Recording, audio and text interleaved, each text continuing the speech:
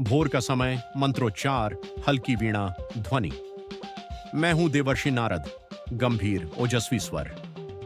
आज मैं तुम्हें एक ऐसे महान आर्षि की कथा सुनाने जा रहा हूं जिनकी तपस्या इतनी गहन थी कि समय भी उनके सामने ठहर गया। रहस्यपूर्ण विराम। यह कथा है महर्षि च्यवन की। हे बालकों, बहुत प्राचीन समय की बात है। एक महान तपस्वी थे, च्यवन ऋषि। वे वन के मध्य गहन ध्यान में लीन रहते थे। धीमा रहस्यमय स्वर। वर्षों बीत गए। उनकी तपस्या इतनी लंबी हुई कि उनके शरीर पर दीमकों ने घर बना लिया। वे एक जीवित समाधि जैसे हो गए। सस्पेंस। एक दिन राजा शरियाती अपनी पुत्री के साथ उसी वन में आए। भावपूर्ण स्वर। उनकी पुत्री सुकन्या जिज्ञासु और चंचल थी।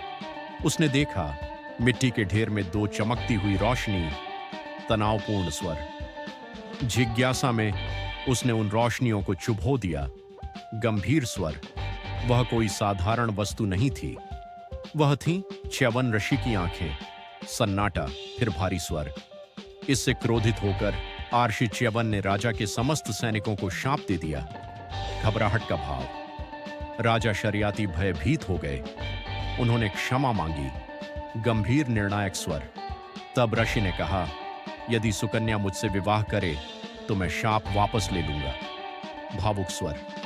सुकन्या ने अपने पिता और राज्य की रक्षा के लिए यह विवाह स्वीकार कर लिया। धीमा गहरा भाव। उसने एक वृद्ध आशी की सेवा पूरे समर्पण से की। उत्कर्ष। उसकी भक्ति से प्रसन्न होकर अश्विनी कुमार प्रकट हुए। दिव्य स्वर। उन्होंने च्यवन ऋषि को युवा और सुंदर बना दिया। आश्चर्य और भव्यता। अब सुकन्या के सामने तीन समान युवक खड़े थे, परंतु उसने अपने पति को पहचान लिया। गंभीर आध्यात्मिक स्वर। यह थी सच्ची निष्ठा, सच्चा प्रेम। निष्कर्ष।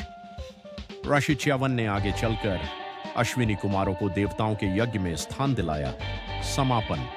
हे शिष्यों, निष्ठा, सेवा और तप यही जीवन के सच्चे स्तंभ हैं।